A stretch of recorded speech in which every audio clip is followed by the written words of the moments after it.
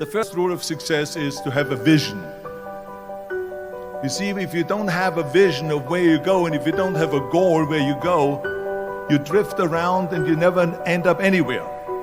It's like you can have the best ship in the world, you can have the best airplane in the world. If the pilot or the captain doesn't know where to go, it would just drift around. It would not end up anywhere, or most likely in the wrong place.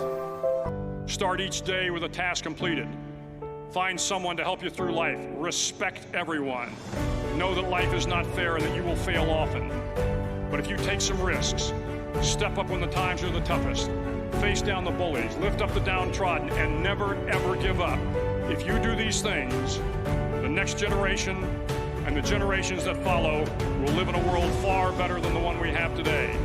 And what started here will indeed have changed the world for the better. There are winners, there are losers, and there are people who have not discovered how to win. And all they need is some coaching. All they need is some help and assistance, just a little support. All they need is some insight or a different strategy or plan of action to make some adjustments that will open up the key to a whole new future for them, that will give them access to the unlimited power that they have within themselves. That's all that they need. Make a choice.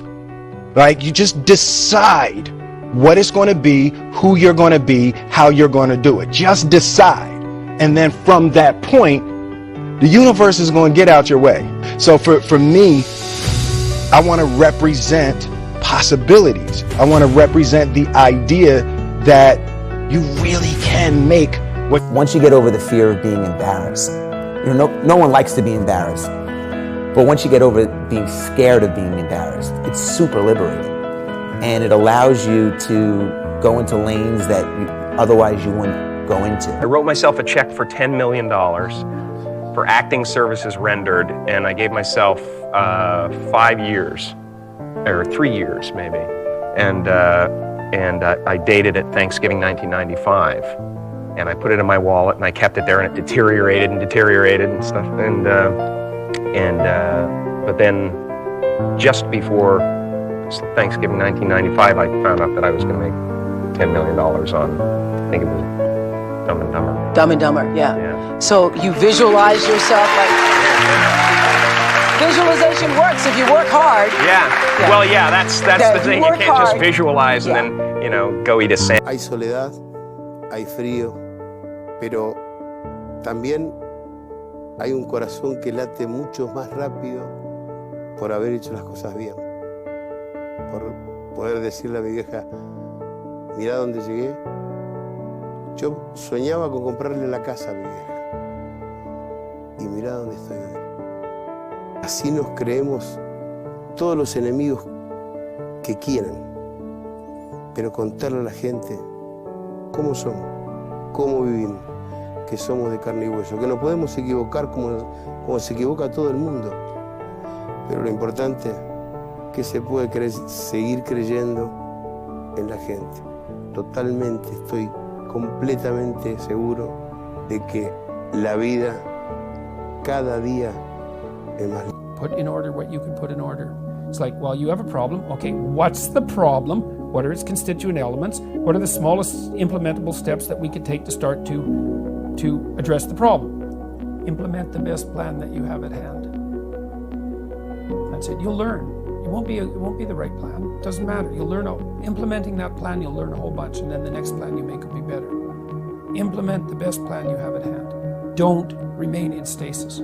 You get old way faster than you think. Time ticks away, man. Get at it. Get out there in the world. Have your adventure.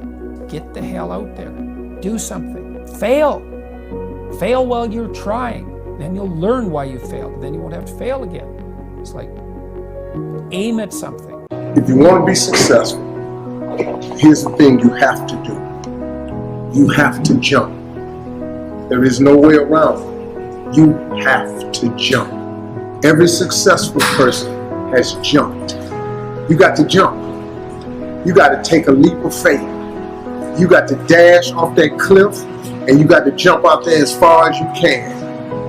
When you jump, I can assure you one thing. You listening? I promise you this. your parachute will not open right away. No, that's the fear part. I promise you, your parachute will not open right away. You're gonna hit them sides and them rocks. You're gonna tear your back out on them cliffs. You're gonna cut yourself. You're gonna get wounded.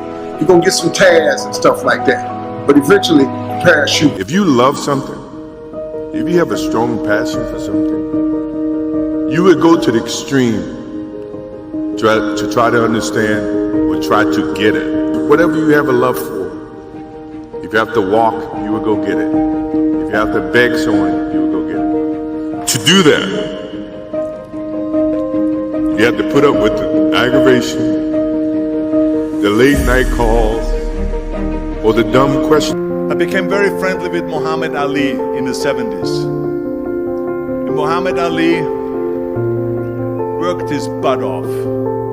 And I saw it firsthand. And I remember that there was a sports writer that was there in the gym when he was working out and he was doing sit-ups. And they asked him, how many sit-ups do you do? And he said, I don't start counting until it hurts. Now think about that. He doesn't start counting his sit-ups until he feels pain. That's when he starts counting. That is working hard. And so you can't get around the hard work. It doesn't matter who it is.